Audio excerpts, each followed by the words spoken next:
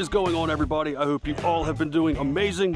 I am Jack, and thanks for tuning in to Log Cabin Firewood. Really means a lot to me.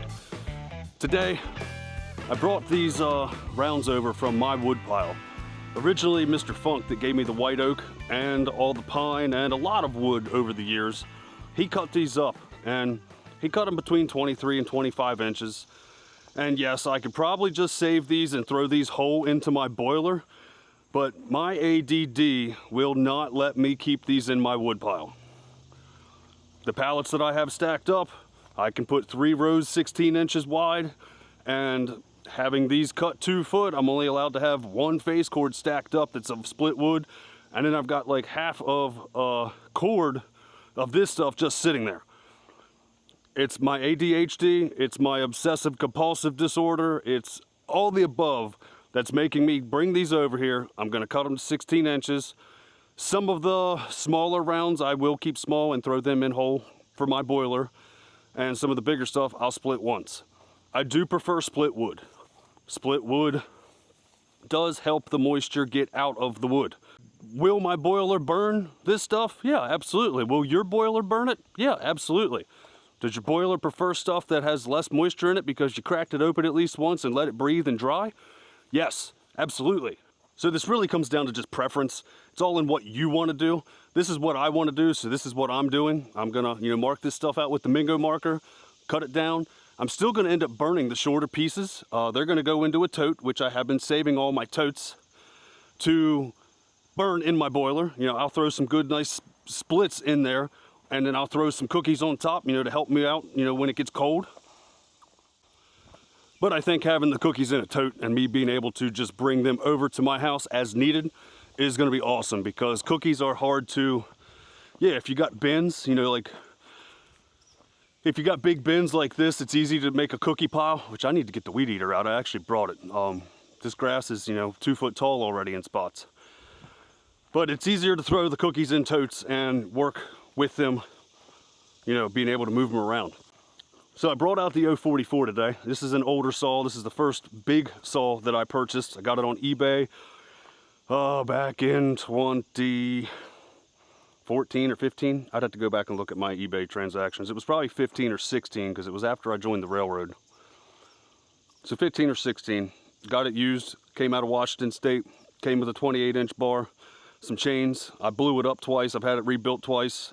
I can't tell you if it's OEM stuff. I don't know. I just gave it to my saw shop and they called me and told me when it was ready. I really didn't know anything about performance parts or anything like that.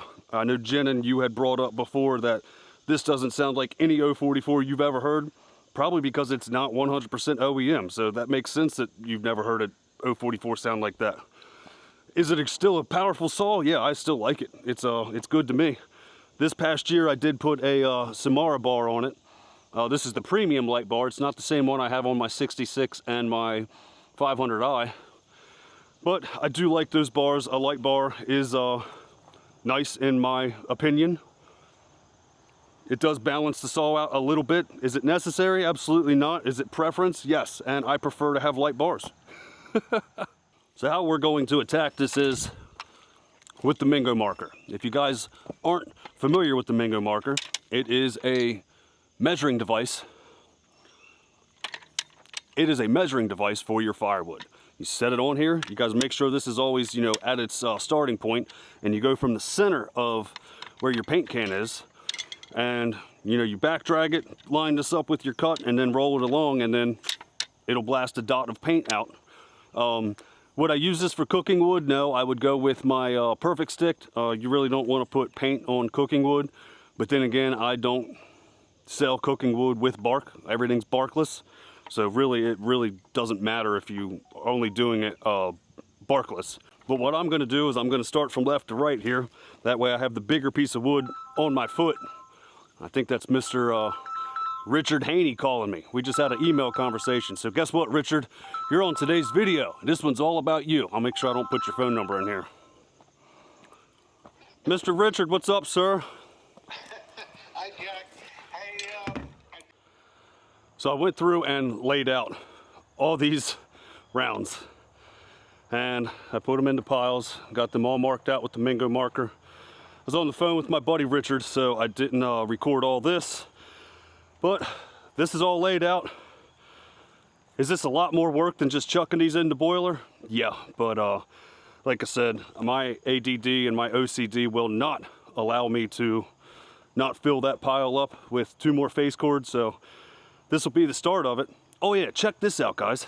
So I don't know, there's not very many of you that actually record or are content creators, but I got this idea from Al Blades, which is a lawnmower channel, and I started following him when he had less than 1,000 subscribers, and now he's got like, I don't know, close to 1 million. But this is a little umbrella you could put on your tripod, and it's actually designed for like a beach chair, but I think it was under 30 bucks on Amazon, and it keeps the sun off of your equipment. That way your cameras don't get hot and shut off.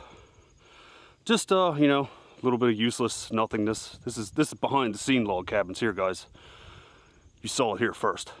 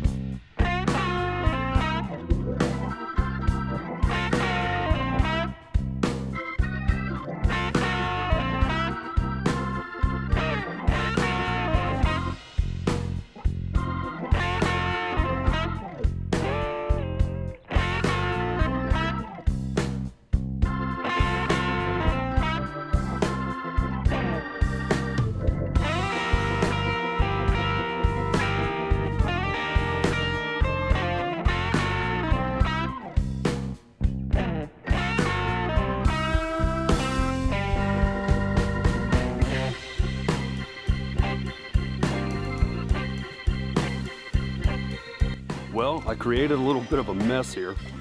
I'm probably gonna go through the pile and chuck all the chunks into the cookie pile so they're out of the way. I might go get my dump trailer right now and go through and split this stuff at least once and then get it stacked today. I'm in full sun right now, so I could set up my umbrella on the axis and get this stuff cleaned up, because these pieces here, I kind of tweaked my back when I was trying to load one of these the other day. I'm just gonna get the MS324 hooked up on the excavator in another video with the Baumalight Dipper Buddy, and I'm gonna get this stuff busted up. And these rounds over here, I think I measured it was what, 42 inches or something like that. At its biggest point here, it's probably, you know, closer to 37 across the side. Pretty big stuff, very heavy. The 661 made awesome cuts. And believe it or not, these are 16-inch pieces. This one here is not, that was the cookie end. But yeah, actually no. Yeah, down here it's kind of tapered, but up top there is 16 inches. I'll still burn it, it'll still go in my boiler. But all this stuff is just too big for me to manhandle. And to save my back, I'm going to use the equipment I bought for that exact purpose, to save my back.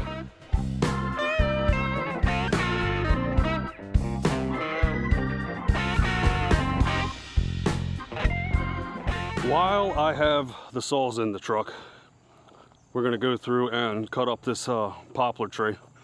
And I might come over here and delimb some of this stuff. This is a gum tree, but just to get this area cleaned up since last video, well, the video that came out yesterday for me, this will be like 5 videos from that one. Since I said this is organized chaos, I mean, I got a mess over here, and I do want to clean this pile up over here. The grandson over here likes to make a mess, and Pop and I always clean it up. But there's a good piece of maple in here I can dig out and get some wood out of it. There's another small piece of, it's either a beech or a maple back there. Can't really tell from here. But there is a little bit of wood in this pile, and then there's some stumps. We're gonna separate the stumps out, and then I will push the dirt flat, and then I'm probably gonna make something over here with mafia blocks where I can start an actual slash pile. So when that gets accumulated, I could take it somewhere and get rid of it. I think I can get those mafia blocks for pretty cheap. I mean, my family is in the concrete industry, so we'll see what I can come up with. That might happen, it might not. Everything's always subject to change. My word is not gospel, so we're flying by the seat of our pants and hoping that we get something done. Let's get this poplar cut up. I got the 500 out for this one because the chain is a little bit sharper on it. I hit the ground a bunch hitting that all that limb wood on the ground. I hit the ground a bunch. It's so hard to limb stuff. At least it's hard for me. So there's a nice little pile of poplar. Again, not the best wood. So I guess I'm gonna go drop some of this stuff off now. I don't need the saws anymore. I'm done with the saws. I'll go get my trailer and generator and fire up the conveyor, and I'll split this stuff up just to be done with it. And then, yeah, like I said, next video I gotta get the MS324 out here. I gotta put the Baumalight on the excavator and hook that up and start busting this stuff up.